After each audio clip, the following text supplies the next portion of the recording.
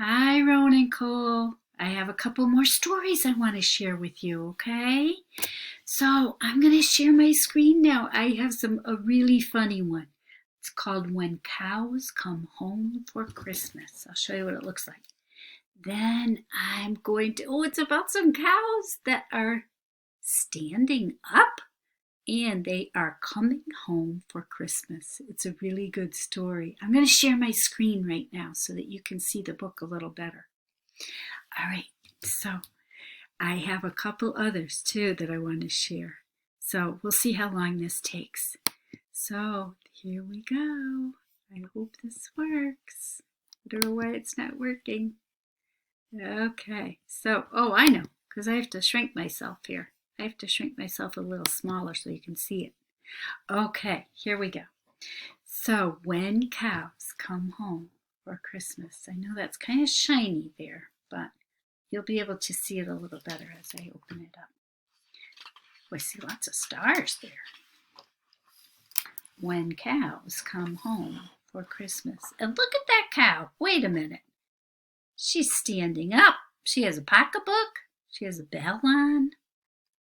And she looks like she's wearing clothes. It's kind of silly. Okay, so let's see what happens here. Okay, Grammy needs her glasses here to read. Wow, I'm going to try to get this so you can see most of the picture. I think I'm going to get rid of myself here. So you'll hear Grammy's voice, but you probably won't see Grammy. And then I'll put myself back on. All right, let's see if that works. Oh, it doesn't. Okay, so here we are. I'm going to get rid of this thing. I don't know what this is. Whoops. We'll get back to here. Oh boy. Okay, here we go. When cows come home for Christmas, they clomp right through the door. With shining bells and polished horns, they're gathering once more. Look at those cows. Wait a minute, they're all standing up. It seems like they all have clothes on, and they're all coming home for Christmas. This is silly. Well, Louisa comes from Michigan and Musha from New York, while Lindy Sue comes all the way from Huffenderry Fork. So they come from all over just to come home for Christmas. They're pretty silly looking. Well, the tiny house gets crowded, the relatives all there. A herd of uncles, cousins, aunts fill every bench and chair. Wow, there's a lot of them. I even see some baby cows here. Hey, with the pink. So lots of different ages of cows all gathering together. Well, there is one empty corner where a sofa used to be. Pa clears that corner every year to make room for the tree. Bring in the tree, unpack the lights, find ornaments, find more. They dance a cowpoke polka. Then, so here they are dancing. That's silly. Two hooves crash through the floor. Oh no! This lady got stuck in the floor. That's just where the tree is supposed to go. Well, I cannot move, cries Musha. My feet are stuck too tight. The nieces, nephews, aunts, and uncles pull with all their might. They tug and push and pull the cow, but just can't get her loose or free. And Lindy Sue begins to moo. There's no room for the Christmas tree. They bring in horses. Oh my goodness, look at horses, goats, and pigs. The helpers line up through the door. But though they make a sturdy chain, they can't pull Musha from the floor. Boy, she is really stuck. So they've got all the barnyard animals helping. Well, I'll get the tractor, says their pa. The tractor strains in second gear. She just won't budge an inch, says Ma. We'll have no Christmas tree this year. Aw, they even can't get her out with the tractor. No tree? Oh, great salty tears fill Musha's eyes. Your tree should be right here. The smallest calves begin to bawl. Will Christmas come this year? Well, while all the grown-ups scratch their heads, a baby calf named Dale heads straight for Musha with a star and hangs it on her tail. Whoa, on her tail. That's a good idea. Wow, look what Baby Dale has done, announces Lindy Sue. He's decorated Musha's tail. We'll decorate her too. The cowstring lights around her horns, silver, yellow, red. They cover her with ornaments from tail to twinkling head. Oh my goodness, look at how silly she looks. They're making her into the Christmas tree, I think. Wow, they stack the presents at her feet.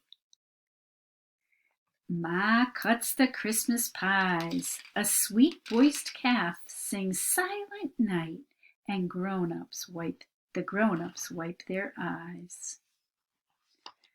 Wow, Louisa's gift? A power saw. She starts it with a roar.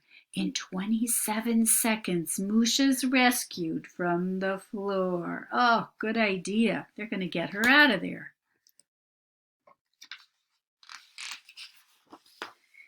Well, although I'm free, says Musha, I'll stay right here for now. I'd like to be your Christmas tree, your special Christmas cow. So she kind of likes the way she looks there with all the ornaments on her. I think everybody else likes it there, likes her to be the tree also. Well, now every year when cows come home, they cannot wait to see which honored cow will stand in place to be the bright-filled, magic night-filled, most delight-filled Christmas tree. So they made that cow into a Christmas tree. It's pretty nice. All right, so that is one story that I wanted to share, but I have another funny one too. So hold on a minute. Oh, maybe I can get it right now. All right, so this one is called Bad Kitty Does Not Like Snow. Now, I know, Rowan, I know you like snow. I know you like to go play in it. And I don't think Cole likes it too much, but maybe he will a little later. So this one is all about Bad Kitty. I don't know if you know this character, but this character has a lot of books about them, Bad Kitty. And it is by an author named Nick Bruel. So, Bad Kitty does not like snow. This is a silly one too. All right, so let's see. Oh, there's our title page. Oh, I see a snowman out there. That looks pretty good. Wow, it is snowing. Oh, looks like Bad Kitty is in the house and the snowman is outside the house. It's a pretty good snowman. Wow, Kitty has never seen snow. Kitty does not know what snow is. So, this must be her first winter. Wow, so Kitty asks the computer, what is snow? So that's like asking the hello, what is snow? Yeah. The computer tells Kitty, snow is cold. It is. Snow is wet. Snow is slippery. Snow is soft. So Kitty thinks she knows all about snow now. Well, now Kitty is ready for the snow. The snow is cold. The snow is wet. The snow is slippery. The snow is soft. Oh no. Right in the snow with her face. Where'd she go? Uh-oh. I don't see that kitty. Meow! That kitty is not happy with that snow, I don't think. Meow, meow, meow, meow, meow, meow, meow, meow. Looks like that kitty is heading back inside. Oh, the computer was wrong. Snow is very soft. Snow is very slippery. Snow is very wet. Wow, and snow is very, very cold. So it never said it was very, very cold. It just said it was cold. Kitty does not like computers because the computer did not tell her how cold or wet or slippery it was. Kitty does not like snow. So she would rather be inside, nice and warm under some blankets. So that's just a silly book about Bad Kitty. So I'm going to share one more, I think. I want to see how much more time I have on this. But let's see. Oh, I have a few minutes. Hi. You know what? I don't have enough time to read another one, but I wanted to know if you had this one by Todd Parr.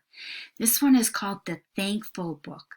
And I read it to some kids around Thanksgiving, but it's just a good book to read anytime. So maybe I'll read this one next. But I don't have enough time left on this recording, okay? So maybe the next one I do, I'll try to read this one. If you don't have it, if you already have it, maybe you don't want to hear it again. So I'll find out whether you have it or not. All right, so I wanted to say that I love you guys so much, and I am going to see you on Christmas Day. I can't wait. I'm so excited. So maybe we'll share some of these books together on Christmas Day, okay?